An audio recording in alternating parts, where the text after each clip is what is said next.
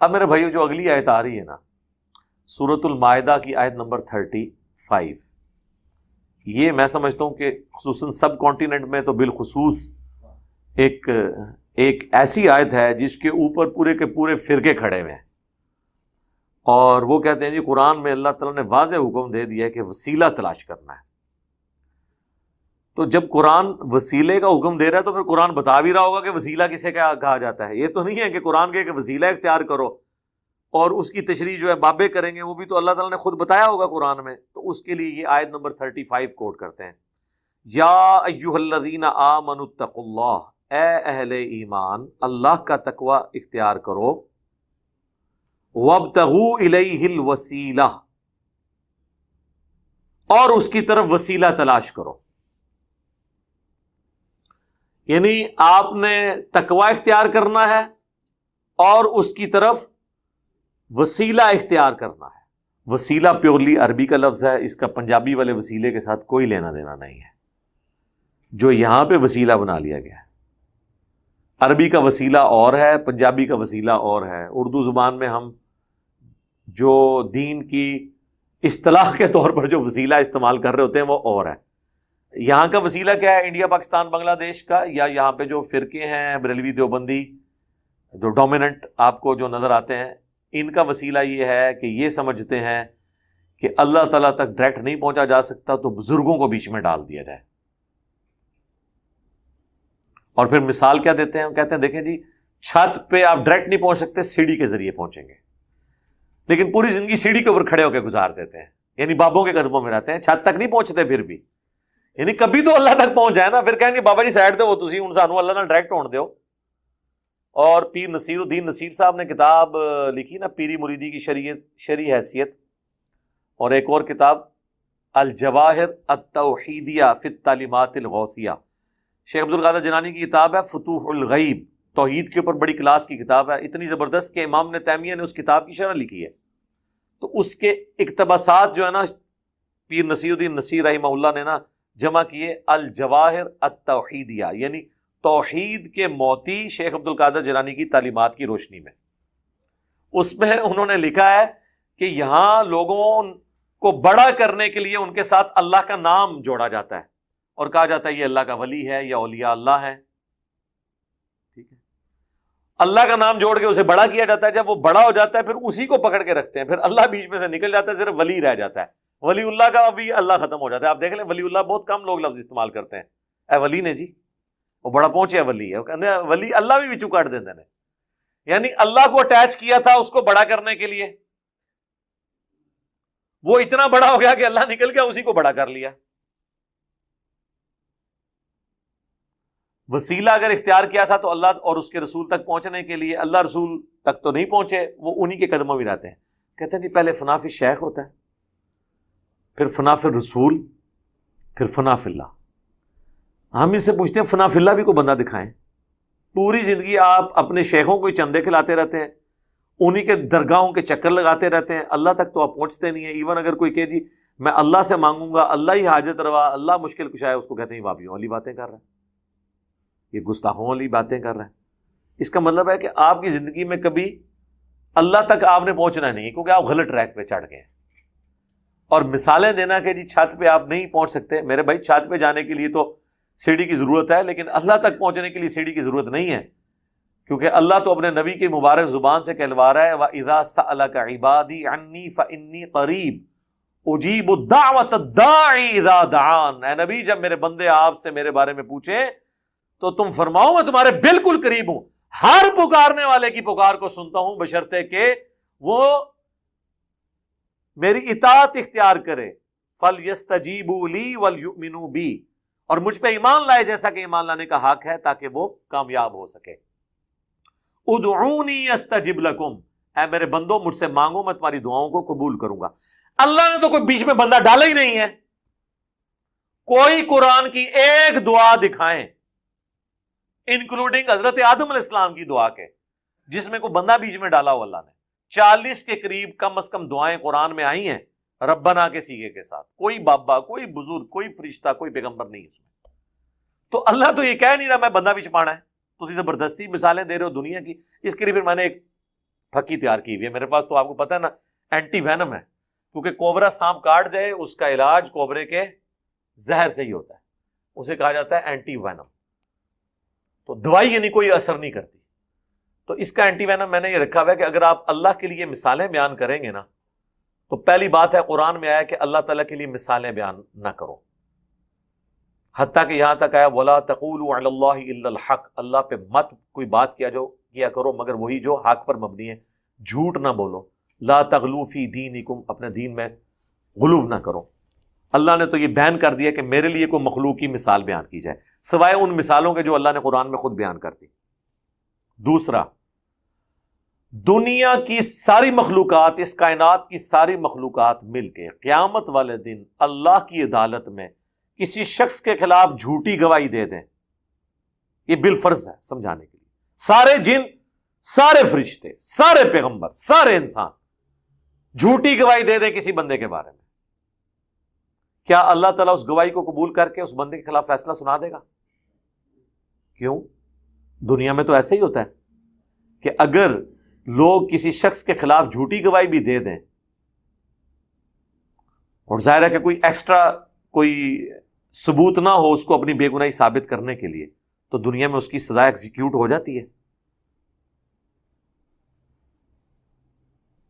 تو آخرت میں بھی ہو جانی چاہیے, کیونکہ آپ تو دنیا کی مثالیں دیتے ہیں نا. تو دنیا کا اگر قاضی, کیونکہ قاضی کے پاس تو علم الغیب نہیں ہے, وہ جو سامنے گواہی ہے اس کی بنیاد پہ فیصلہ کر دیتا ہے, تو اللہ کو بھی چاہیے کہ وہ بھی فیصلہ کر لیں. اللہ فیصلہ نہیں کرتا. اس کا مطلب ہے اللہ کے لیے دنیا کے جسٹس کی مثال بھی نہیں دی جا سکتی, تو دنیا کی چھت اور سیڑھی کی مثال بھی اللہ کے لیے نہیں دی جا سکتی, کیونکہ اللہ تو بیچ میں ڈال ہی نہیں رہا کسی کو. وہ تو انسانیت کا میگنا کارٹا جسے کہا کرتے تھے ڈاکٹر اسرار صاحب, جو برٹن امپائر کے اندر حکمران سے رعایا ڈائریکٹ سوال پوچھ سکتی ہے, اس کے لیے جو رول بنایا گیا, وہ جو ایک پورا چارٹر تیار ہو, اسے میگنا کارٹا کہا جاتا ہے. تو ڈاکٹر اسرار صاحب فرماتے تھے انسانیت کا میگنا کارٹا سورۃ البقرہ کی آیت نمبر 186 ہے, وَإِذَا سَأَلَكَ عِبَادِي عَنِّي فَإِنِّي قَرِيبٌ. جس طرح وہاں گورے کہتے تھے نا, ہم حکمران کے دروازے کو کھٹکھٹا سکتے ہیں انصاف کے لیے جس وقت چاہیں, اور اللہ کا کہہ رہا ہے اے نبی جب میرے بندے آپ سے میرے بارے میں پوچھیں فرماؤ میں تمہارے بالکل قریب ہوں, ہر سننے والے کی پکار کو سنتا ہوں. اجیب الدعوۃ الداعی اذا دعان, جب وہ مجھے پکارے. اللہ نے تو کوئی بیچ میں چیز رکھی نہیں ہے, انہوں نے بیچ میں بندے ڈالے. البتہ یہ بات صحیح ہے کہ جو چیز اللہ نے اپنے لیے خود پسند کی ہے, مثلا اللہ نے اپنے لیے یہ چیز پسند کی کہ آپ نے میرے تک پہنچنے کے لیے پیغمبروں کی تعلیمات اور ان پر نازل ہوئی ہوئی کتابوں کو فالو کرنا ہے. اب جو شخص پیغمبروں اور کتابوں کو بیچ میں سے نکال کے ڈائریکٹ اللہ تک پہنچے گا, ہم اس کی توحید کو اور ایمان کو شیطانی توحید ہی کہیں گے, رحمانی نہیں ہوگی. کیونکہ انبیاء رول ماڈل ہوتے ہیں. تو وسیلے کا لفظ ان معنوں میں اگر کسی نے بولنا ہے کہ اللہ تک پہنچنے کا ذریعہ, تو سر وہ پھر اللہ کے پیغمبر اور اس کی کتابیں ہیں, اللہ اور اس کے رسول کی تعلیمات ہیں. وہ ٹھیک ہے امام بخاری امام مسلم کی بھی کنٹریبیوشن ہے, لیکن اس کے اندر جو کچھ لکھا ہے وہ تو نبی الاسلام کی احادیث ہے نا. ان کے لیے تو اپنا ثواب موجود ہے. ہم ویڈیو میں بیان کر رہے ہیں, ہمارے لیے ثواب موجود ہے. کئی لوگ ہمیں بھی آ کہتے ہیں جی آپ ہمارے لیے ہدایت کا وسیلہ بنے. ہم ہمیشہ یہ کہتے ہیں کہ یار وہ وسیلہ تو اللہ کسی کو بھی بنا لیتا ہے. اصل مسئلہ یہ ہے کہ اللہ نے تمہارے لیے ہدایت کا فیصلہ کیا بسبب اس کے کہ تمہارے اندر کوئی رمق موجود تھی سچائی قبول کرنے کی. اصل جو وسیلہ اس اعتبار سے ہے تو وہ پیغمبر ہیں اور کتابیں ہیں.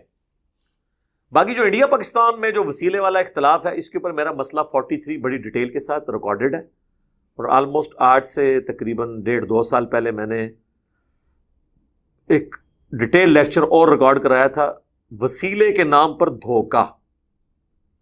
یہاں پر وسیلہ اور استعانت مکس کر دی ہے. یہ نام وسیلے کا لیتے ہیں, بھائی ہماری زبان میں وسیلہ یہ ہے کہ کوئی شخص یہ کہے کہ اے اللہ تجھے تیرے نبی کا واسطہ میرا فلاں کام کر دے. تو اس میں آپ نے رسول اللہ سے تو کچھ نہیں مانگا, کس سے مانگا ہے؟ اللہ سے. کسی فرشتے جن پیغمبر سے کچھ نہیں مانگا. وہ کہتے ہیں نہیں جی یہ تو وسیلہ ہے نا, لیکن یہ بھی وسیلہ ہے. اگر کوئی کہتا ہے نا یا رسول اللہ مدد یا علی مدد یا شیخ عبد القادر جیلانی, تو یہ بھی وسیلہ ہے. ہم کہتے ہیں یہ کیسے وسیلہ ہو گیا، تو ڈائریکٹ پکار رہے ہیں آپ ان کو. وہ کہتے ہیں اصل میں یہ ہوتا ہے کہ جب ہم ان کو پکارتے ہیں نا تو وہ اللہ سے ریکویسٹ کرتے ہیں، اللہ پھر دوبارہ ان کی ڈیوٹی لگاتا ہے، پھر وہ اللہ کے اذن سے ہماری مدد کرتے ہیں. ہوں ایڈی کہانی تھی بنائی ہے کتنے لکھی ہے، یہ تو میں 2 منٹ فیل کرتی ہے نا. ایک اینٹی وینم ادھر سے بھی تیار ہے. وہ اینٹی وینم یہ ہے کہ اللہ کے بندو اگر اسی طریقے سے آپ نے چیزوں کو ماننا ہے تو بتاؤ بارش کون برساتا ہے؟ اللہ. ڈیوٹی کس کی ہے؟ فرشتوں کی. تو ہم فرشتوں سے بارش مانگتے ہیں یا اللہ سے مانگتے ہیں؟ اللہ کے نبی علیہ السلام نے فرشتوں سے بارش مانگی یا اللہ سے؟ اور صحابہ کرام نے صلاۃ الاستسقاء پڑھ کے رسول اللہ یا کسی فرشتے سے بارش مانگی یا اللہ سے مانگی؟ اللہ سے. حتیٰ کہ صحیح بخاری میں 1010 نمبر حدیث ہے، انا کننا نتوسل الیک بنبینا. حضرت عمر کہتے ہیں اے اللہ پہلے ہم تیرے نبی کے وسیلے سے تیری طرف متوجہ ہوتے تھے، یعنی ہم ان سے دعا کرواتے تھے اپنے حق میں، اور تو بارش نازل فرماتا تھا. اب ہم ان کے چچا کو لے کے آئے کیونکہ حضور علیہ السلام فوت ہو گئے، لیکن حضور علیہ السلام کے دنیا سے جانے سے آپ کی بزرگی تو ختم نہیں ہوئی ہے. آپ کی بزرگی آج کی ڈیٹ میں اس سے زیادہ ہے جو آپ کی مبارک زندگی میں تھی. کیوں؟ وَلَلْآخِرَةُ خَيْرٌ لَكَ مِنَ الْأُولَى. یہ اللہ نے اپنے نبی کو گارنٹی دی ہے، اے نبی آپ کی زندگی میں آنے والا ہر اگلا لمحہ وہ پیچھے جو گزر چکا ہے اس سے بہتر ہوگا.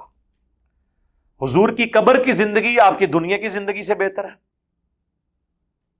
آپ کی آخرت کی زندگی قبر کی زندگی سے بہتر ہوگی، آپ کی جنت کی زندگی آپ کی آخرت کی زندگی سے بہتر ہوگی قیامت کی. تو یہ تو مسلسل آپ کو اللہ تعالیٰ کے درود سے، اللہ کی رحمتوں سے نفع پہنچ رہا ہے. اللہم صلی علی محمد وعلی آل محمد. تو نبی علیہ السلام کی بزرگی کیا ختم ہو گئی تھی جو حضرت عمر کہہ رہے ہیں؟ اس لیے کہ حضرت عمر کو پتا تھا اب ہم حضور کے ساتھ کمیونیکیٹ نہیں کر سکتے. جب دنیا میں موجود تھے تو صحابہ اپنے مسئلے حضور کے پاس لے کے جاتے تھے. اسی طریقے سے میں نے پچھلے دنوں ایک ویڈیو اور ریکارڈ ہوئی ہے، قبر رسول سے جا کر شفاعت مانگنا، جو واقعہ عرابی والا پیش کرتے ہیں. 1 گھنٹہ میں نے لگایا اس پہ ان کی تسلی کروائی کہ خدا کے لیے یار یہ معاملات اس طرح نہیں ہیں، تم لوگ کس طریقے سے جعلی روایتوں کے اوپر چلتے ہو. حضرت عمر نے امت کو عقیدہ دے دیا کہ آپ وسیلہ شخصی یہ ہے کہ کسی نیک بندے سے اس کی زندگی میں جا کے آپ دعا کروائیں. اس کی اصل تو قرآن میں موجود ہے. قرآن میں کئی جگہ حضور کو کہا گیا اپنے صحابہ کے لیے دعا کریں. سورہ توبہ میں آیا نبی آپ کی دعا ان کے دلوں کی آنکھوں کی ٹھنڈک کا سبب ہے. ظاہر ہے کسی شخص کے لیے اللہ کے نبی دعا کریں، اس کو اس سے بڑا اور نفع کیا پہنچ سکتا ہے. تو حضور کی دعاؤں کا حصہ آج بھی ہمیں مل رہا ہے جو آپ نے اپنی زندگی میں اپنے آنے والی امتیوں کے لیے دعائیں کی ہیں. لیکن آج تو کوئی نہیں کر سکتا. صحیح بخاری میں ایک صحابی کی پنڈلی ٹوٹ گئی، عبداللہ بن عتیق. نبی علیہ السلام نے ان کی ٹانگ سیدھی کر کے مبارک ہاتھ پھیرا تو وہ جڑ گئی، اور وہ کہتے ہیں مجھے یوں لگا جیسے کبھی ٹوٹی نہیں تھی پنڈلی کی ہڈی. لیکن آج اگر کسی کی پنڈلی کی ہڈی ٹوٹ جائے گی تو آرتھوپیڈک کے پاس اسے لے کے جائیں گے، قبر رسول پہ تو نہیں لے کے جائیں گے. نہ صحابہ کرام قبر رسول پہ لے کے جاتے تھے. اور میں نے اس پہ ان کو کہا کہ یار اگر آپ لوگ اتنے بڑے عاشق رسول ہو تو ٹھیک ہے، اپنی پنڈلی کی قربانی کرو اور پورے انڈیا پاکستان بنگلہ دیش کو نہ صرف اپنے فرقے کا کر لو بلکہ کافر بھی مسلمان ہو جائیں گے. تو روزہ رشید تک آپ کا ویزا ہم لگوا دیتے ہیں. تو ان کو سمجھ آ جائے گی کہ حضور کی زندگی کے معاملات ڈیفرنٹ تھے، بات کے ڈیفرنٹ ہے. آپ سے دعا کروانا وسیلہ شخصی ہے. یہ تو یعنی صحابہ کرام کا اس کی اصل قرآن میں ہے کہ نبی علیہ السلام کی دعائیں. پھر آپ دیکھیں حضرت یوسف علیہ السلام کے بھائی جب اپنی غلطی کا احساس ہوتا ہے تو وہ اپنے باپ سے کہتے ہیں آپ ہمارے لیے دعا کریں. تو دعا کروانا وسیلہ شخصی ہے. یہ وہ وسیلہ ہے جو اصل وسیلہ ہے. تو ٹوٹل 5 وسیلے ہیں، ان میں سے پہلا وسیلہ ہے کسی نیک بندے سے جو آپ کے سامنے موجود ہے جا کے دعا کروانا. مسئلہ 43 میں نے ڈیٹیل سے اس کے دلائل دی. دوسرا وسیلہ ہے نیک اعمال کے ذریعے اللہ کو واسطہ پیش کرنا، جو قرآن میں ہے وَاسْتَعِینُوا بِالصَّبْرِ وَالصَّلَاةِ. صبر اور نماز کے ذریعے اللہ کی مدد چاہو. بخاری مسلم میں 3 لوگ غار میں پھنس کے تھے اور آگے پتھر آ گیا. تینوں نے اپنے ایک نیکی اللہ کی بارگاہ میں پیش کی اور کہا اس کے وسیلے سے اگر یہ عمل تیری بارگاہ میں قبول ہے تو اس پتھر کو ہٹا دے. تھوڑا تھوڑا کر کے وہ پتھر کھسکا اور وہ آزاد ہو گئے. یہ دوسرا وسیلہ ہے اپنے نیک اعمال کا جو آپ نے اللہ کی رضا کی خاطر کیے. آپ اللہ کے حضور پیش کریں، اللہ تعالیٰ اس کی برکت سے آپ کی پرابلمس کو سوالو کرے گا. تیسرا وسیلہ ہے اللہ تعالیٰ کے کلمات تامہ کے ذریعے، اللہ تعالیٰ کے کلمات کے ذریعے جو قرآن میں آیا وَلِلَّهِ الْأَسْمَاءُ الْحُسْنَى فادعوہ بہا، اللہ کے لیے ہیں سارے اچھے نام، اللہ کو اس کے ناموں کے ذریعے پکارو. جو ہم کہتے ہیں نا اعوذ بکلمات اللہ التامات من شر ما خلق، اللہ تعالیٰ کے جو اسماء قرآن میں ہے اس کے ذریعے اللہ کی طرف متوجہ ہوتے ہیں. صحیح بخاری اور سنن ابو داؤد میں حدیث ہے کہ اے اللہ، ابراہیم اپنے دو بیٹوں اسحاق اور اسماعیل کو ان کلمات کے ذریعے تیری پناہ میں دیتے تھے، میں بھی اپنے دو بیٹے حسن و حسین کو ان کلمات کے ذریعے تیری پناہ میں دیتا ہوں. اعیذکما بکلمات اللہ التامہ من کل شیطان وہامہ ومن کل عین لامہ، ہر طرح کے شیاطین کے اگینسٹ، ہر طرح کے نظر لگانے والی چیزوں کے اگینسٹ میں تیری پناہ میں دیتا ہوں. بسم اللہ الذی لا یضر، میں اس اللہ کے نام کے ساتھ آغاز کرتا ہوں کہ جس کے نام کی برکت سے زمین و آسمان میں کوئی چیز نقصان نہیں پہنچا سکتی. لا الہ الا اللہ وحدہ لا شریک لہ، یہ سارے اللہ کے کلمات ہیں. یہ تیسرا وسیلہ ہے. اور چوتھا وسیلہ ہے نبی علیہ السلام کے مبارک تبرکات سے فیض حاصل کرنا، جو صحیح مسلم میں ہے کہ حضرت اسماء نے نبی علیہ السلام کا ایک کالا جبہ کسروانی طیالسی نکالا اور کہا یہ حضور پہنتے تھے، ہم اس کا دھون مریضوں کو شفا کے لیے پلاتے ہیں. حضور کی وفات کے بعد بھی اس سے لوگ نفع حاصل کر رہے ہیں. یہ بھی ایک ذریعہ ہے اللہ سے شفا حاصل کرنے کا. لیکن یہ جعلی نہ ہو بنے ہوئے تبرکات، اصلی. صحیح بخاری میں آتا ہے ام سلمہ ہماری ماں کے پاس حضور کی داڑھی اور سر کے چند بال تھے، ایک انہوں نے برتن کے اندر رکھے ہوئے تھے. جب کوئی محلے میں بیمار ہوتا تھا وہ پانی کا پیالہ بیچتا تھا، ام سلمہ اس میں ڈبوتی تھی اور مریضوں کو شفا ہو جاتی تھی. یہ چوتھا وسیلہ ہے جو آپ اڈاپٹ کر سکتے ہیں. یہ تو آج کل تو اس وسیلے کا رسک نہیں لیا جا سکتا، لوگ آپ کو خام خواہ کی چیزیں ہی بتائیں گے اس میں. اور پانچواں وسیلہ یہ ہے کہ آپ اچھا یہ جو آپ کی مزارات کے اوپر دیکھیں نا، انہوں نے نبی علیہ السلام کی مبارک جوتیاں بھی رکھی ہوئی ہیں، پاؤں کے نشان لکڑی میں خود کسی سے کھدوا کے رکھے ہوئے ہیں، اور پھر لوگ اس کو کر رہے ہوتے ہیں اور حضور کے ان چیزوں سے وسیلہ حاصل کر رہے ہوتے ہیں. تو وہ نہیں. پانچواں وسیلہ ہے ایک جنت میں مقام ہے وسیلہ، جو بخاری مسلم میں حدیث ہے کہ جنت کا ایک مقام ہے الوسیلہ، جو اس کائنات میں ایک ہی شخص کو ملے گا، اور میں اللہ سے امید کرتا ہوں وہ شخص میں ہوں. اچھا، جنت میں حضور کا پڑوس تو مل سکتا ہے، لیکن حضور جس مقام پہ ہو گئے وہ کسی کو بھی نہیں ملنا، وہ ایک ہی مقام اللہ نے بنایا الوسیلہ. اور بخاری مسلم کے الفاظ ہیں جو شخص میرے لیے اس مقام کی دعا کرے گا میری شفاعت قیامت والے دن اس کے لیے حلال ہو جائے گی. اور مسلم شریف میں الفاظ ہیں کہ جو اذان کا جواب دے اس کے بعد درود شریف پڑھے اور الوسیلہ والی دعا مانگے، اللہم رب ہذہ الدعوۃ التامہ، وہ والی دعا، تو قیامت والے دن میری شفاعت اس کے لیے حلال ہو جائے گی. تو یہ 5 وسیلے ہیں جو یعنی جن وسیلوں کو کتاب و سنت جانتے ہیں. آپ والے وسیلوں کو کتاب و سنت نہیں جانتے. ٹھیک ہے. باقی ایک چھٹا وسیلہ ہے کسی شخصیت کی وجاہت کا وسیلہ اللہ کے حضور پیش کرنا. زندگی تک تو ٹھیک ہے، وہ سنن نبی داؤد میں، سنن ابن ماجہ میں حدیث ہے. ابن ماجہ کی یہ ایک ایسی یونیک حدیث ہے، ترمذی میں بھی ہے، ابو داؤد میں، ابن ماجہ میں، جس کو امام ابن ماجہ نے خود ساتھ لکھا ہے کہ یہ صحیح سند سے ہے، حدیث صحیح ہے. وہ ایک نبینا صحابی نبی علیہ السلام کے پاس آئے، ان کا یا رسول اللہ، اسی کے اوپر انہوں نے پورا لیکچر دیا تھا، وسیلے کے نام پہ دھوکہ. بھی وسیلے کو ہم مانتے ہیں، یا رسول اللہ دعا کریں میری بینائی آ جائے. آپ نے فرمایا صبر کر لو تو جنت ہے. ان کا نہیں یا رسول اللہ آنکھیں چاہیے، جنت لب بھی جانی ہے، کچھ بھی ہے تیرے محبوب کی امت سے ہیں. ان کے لیے تو خیر جینون تھا. حضور نے فرمایا جاؤ وضو کرو. وضو کیا، 2 نفل پڑھے اور کہا دعا پڑھو. اس دعا میں الفاظ تھے، اے اللہ میں تیرے نبی کے وسیلے سے تیری طرف متوجہ ہوتا ہوں، اور اے اللہ کے نبی میں آپ کے وسیلے سے آپ کے رب کی طرف متوجہ ہوتا ہوں. اے اللہ میرے نبی کی دعا میرے حق میں، میرے نبی کی شفاعت میرے حق میں قبول فرما. ان کی بینائی واپس آ گئی. اچھا، اس میں تو مانگے ہی اللہ سے ہے، اے اللہ میں تیرے نبی کے وسیلے سے تیری طرف متوجہ ہوتا ہوں، اور یا رسول اللہ میں آپ کے ذریعے سے آپ کے رب کی طرف متوجہ ہوتا ہوں. یہ وسیلہ شخصی ہے جو حضور سامنے موجود تھے، جو حضرت عمر کا فرمان ہے 1010 نمبر حدیث صحیح بخاری کہ جب تک تیرے نبی ہم میں موجود تھے، انا کننا نتوسل الیک بنبینا، ہم اپنے نبی سے دعائیں کرواتے تھے.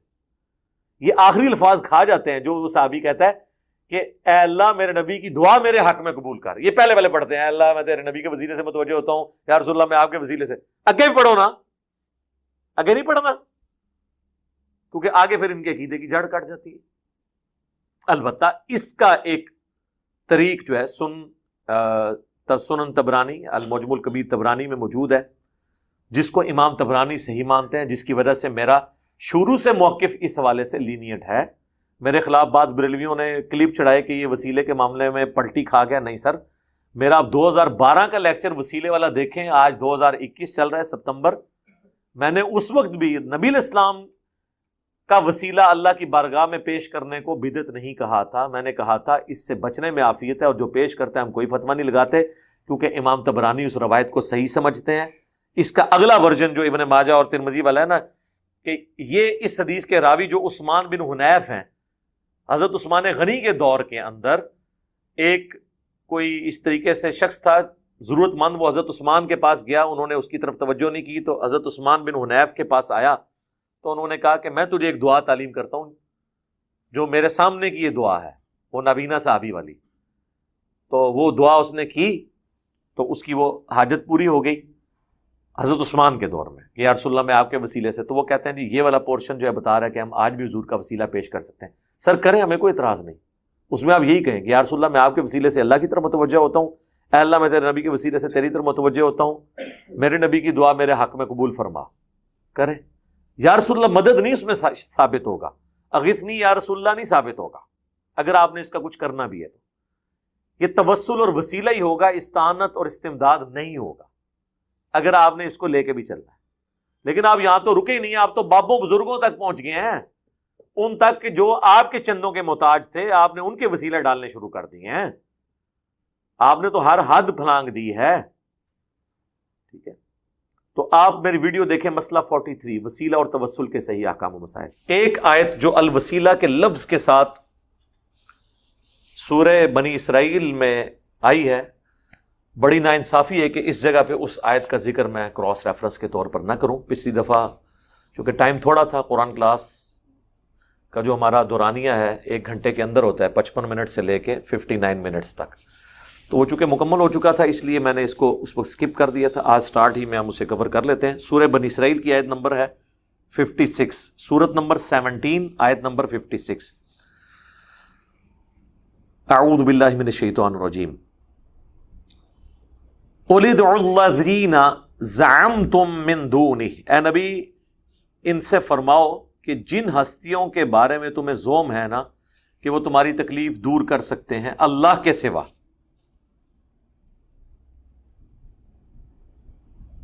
ان کو پکار کے دیکھ لو. فَلَا يَمْلِكُونَ كَشْفَ الضُّرِّ عَنْكُمْ وَلَا تَحْوِيلًا, نہ تو وہ تم سے کوئی تکلیف دور کر سکتے ہیں اور نہ ہی بدل سکتے ہیں. کہتے ہیں نا جی جو 11ویں دیتا ہے تو اس کی تکلیف اس سے پلٹ کے دشمنوں پہ چلی جاتی ہے, تو وہ اللہ نے نفی کر دی کہ نہ تو کوئی تکلیف کسی سے دور کر سکتا ہے, نہ اس کی آئی ہوئی تکلیف کسی اور کے اوپر ڈال سکتا ہے. اب یہاں پہ جب ہم اتنا حصہ بیان کریں گے وہ کہیں گے یہ تو بتوں کے بارے میں ہے, اولیاء اللہ کے بارے میں, فرشتوں کے بارے میں, انبیاء کے بارے میں نہیں ہے. اچھا اگلی آیت پڑھ لیتے ہیں. اولئک الذین یدعون, یہ لوگ جن ہستیوں کو پکار رہے ہیں ان کا اپنا حال یہ ہے, یدعون یبتغون الی ربہم الوسیلہ, جن کو یہ پکار رہے ہیں وہ تو خود اپنے رب کے پاس وسیلہ تلاش کرتے ہیں. پنجابی والا وسیلہ نہیں, عربی والا وسیلہ تلاش کرتے ہیں. اس سے مراد پھر کیا ہوا, نیک بندے. بت تو وسیلہ نہیں تلاش کر رہے نا, ان کے اوپر تو کوئی شریعت کی اوبلیگیشن نہیں ہے. اللہ تعالیٰ ہمارا جن ہستیوں کو یہ پکار رہے ہیں نا وہ تو خود اللہ کی طرف وسیلہ تلاش کرتے ہیں. کیا وسیلہ تلاش کرتے ہیں؟ ایہم اقرب, کہ کون اللہ کے جتنا قریب ہو سکتا ہے وہ قریب ہو جائے. اللہ کے قریب ہونے کا مطلب کیا ہے؟ اس کی اطاعت گزاری, نیک اعمال میں استقامت, جو نبی اسلام نے ہمیں دعا تعلیم کی ہر فرض نماز کے بعد, ابو داؤد اور ترمذی میں, اللہم اعنی علی ذکرک و شکرک و حسن عبادتک, اور ربی اعنی علی ذکرک و شکرک و حسن عبادتک, دونوں الفاظ کے ساتھ ہے. اے اللہ میری مدد فرما ذکر کرنے پر اور تیرا شکر ادا کرنے پر اور احسن طریقے سے میں تیری عبادت کر سکوں، اس میں میری مدد کر اے اللہ۔ پھر جو میں نے آپ کو دعا بتائی تھی، جو نبی علیہ السلام کی خواہش ہے کہ میرے ہر امتی کو یاد ہو، جو نبی علیہ السلام کو اللہ کی خواب میں زیارت ہوئی تھی جامعہ ترمذی میں، حدیث موجود ہے مشکات میں 748 نمبر پہ وہ حدیث ہے، اس میں جو حضور کی دعا ہے، جو آپ صلی اللہ علیہ وسلم نے اللہ تعالیٰ سے ڈائریکٹ مانگا جب اللہ کو دیکھا خواب میں، اللہم انی اسألک فعل الخیرات وترک المنکرات وحب المساکین وان تغفر لی وترحمنی واذا اردت فتنة فی قوم فتوفنی غیر مفتون واسألک حبک وحب من یحبک وحب عملی یقربنی الی حبک۔ اے اللہ مجھے اپنی محبت دے، ہر اس شخص کی محبت دے جس سے تو محبت کرتا ہے، اور ہر اس عمل کی محبت میرے دل میں ڈال دے جو مجھے تیرا قرب دے دے۔ یہاں کیا گیا؟ عمل قریب کرنے کے لیے، اور شخصیت کوئی ہوگی تو وہ وقت کا پیغمبر ہوگا کہ آپ اس کی محبت دل میں رکھ کے اس کی اطاعت کریں۔ اسی کو اتباع رسول کہا گیا صلی اللہ علیہ وآلہ وسلم۔ تو اللہ تعالیٰ ہمارا وہ تو خود اللہ کو پکارتے ہیں، وہ خود وسیلے کی تلاش میں ہے۔ اقرب، کون ان میں سے اللہ کے اقرب قریب ہو جائے؟ وَيَرْجُونَ رَحْمَتَهُ، اور وہ تو ہر وقت خود اللہ سے رحمت کا سوال کرتے ہیں۔ وَيَخَافُونَ عَذَابَهُ، اور ڈرتے رہتے ہیں اس کے عذاب سے۔ یہاں کہتے ہیں جی مولا علی نے فرمایا تھا، نہ تو میں جنت کے لالچ میں عبادت کرتا ہوں، نہ جہنم کے خوف سے۔ یہ جنت شیطان نے بنائی ہے یا اللہ نے؟ جہنم شیطان نے بنائی ہے یا اللہ نے؟ تو مولا علی کب یہ کر سکتے ہیں بات؟ جب جنت اور جہنم اللہ نے بنایا ہے، تو جنت کی لالچ اللہ کی نعمتوں کی لالچ ہے، کیونکہ جنت میں اللہ کا دیدار ہوگا۔ کون بدبخت ہوگا جو جنت کا سوال نہ کرے؟ صحیح مسلم میں حدیث ہے، نبی علیہ السلام جب بھی نماز پڑھتے ہوئے جنت کی آیات آتی تو اللہ سے جنت مانگتے، جب جہنم کی آیات آتی تو جہنم کے عذاب کے اگینسٹ اللہ سے پناہ مانگتے۔ رسول اللہ تو جنت کا سوال کرتے تھے۔ تو آپ مولا علی کی طرف یہ جھوٹ منسوب کر رہے ہیں، کبھی رابعہ بصریہ کی طرف جھوٹ منسوب کرتے ہیں۔ چلیں رابعہ بصریہ کی تو ہمیں کوئی فکر نہیں، وہ تو آپ کے ساتھ لینا دینا ہے، مولا علی پہ تو ہم آپ کو جھوٹ نہیں باندھنے دیں گے، ان کی تعلیمات تو یہ نہیں ہے۔ اور قرآن کیا کہہ رہا ہے کہ میرے نیک بندے مجھ سے رحمت کا سوال کرتے ہیں اور ڈرتے رہتے ہیں میرے عذاب سے، اور اگلی بات بڑی سخت ہے، ان عذاب ربک کان محذورا، اے نبی تیرے رب کا عذاب چیز ہی ایسی ہے کہ اس سے ڈرا جائے۔ جی بے خوف نہیں آپ ہو سکتے۔ سورہ الفرقان میں نیک بندوں کی نشانی کیا آئی ہے؟ ربنا اصرف عنا عذاب جہنم ان عذابها کان غراما، اے رب ہمارے ہم سے جہنم کا عذاب پھیر دے، بے شک جہنم کا عذاب ہمارے گلے کا پھندا بن چکا ہے، ہر وقت لٹکتی تلوار ہے، ہم سے یہ دور کر دے۔ یہ نیک بندوں کی نشانی ہے۔ سنن نبی داؤد میں نبی علیہ السلام کی حدیث ہے، فجر اور مغرب کے بعد 7 دفعہ ذکر اللہم اجرنی من النار، اے اللہ بچا لے مجھے آگ سے۔ سر پھر ہم کیوں نہ کہیں کہ مرنے سے پہلے اے مسلمان کر لے اس پہ غور، کتابوں کا خدا اور ہے، بابوں کا خدا اور، کتابوں کا پیغمبر اور ہے، بابوں کا پیغمبر اور۔ جی یہ کتابوں والا پیغمبر ہے جس کی تعلیمات یہ ہیں۔ تو اس آیت میں بھی اللہ تعالیٰ نے فرما دیا کہ نیک بندے جن کو تم پکار رہے ہو نا، نہ وہ تکلیف دور کر سکتے ہیں، کام بھی ختم، اور وہ تو خود اللہ سے رحمت مانگتے رہتے ہیں۔ مراد یہ کہ جو وہ کر رہے ہیں نا تم بھی وہی کرو۔ ہاں جی صراط الذین انعمت علیہم، صراط الذین انعمت علیہم تو اللہ کو پکارتے تھے، آپ نے صراط الذین انعمت علیہم کو پکارنا شروع کر دیا۔ عیسیٰ ابن مریم امام الموحدین تھے، آپ نے عیسیٰ ابن مریم کو پکارنا شروع کر دیا، ڈیوینٹی میں کلیم کر دیا۔ کتنا فرق ہے۔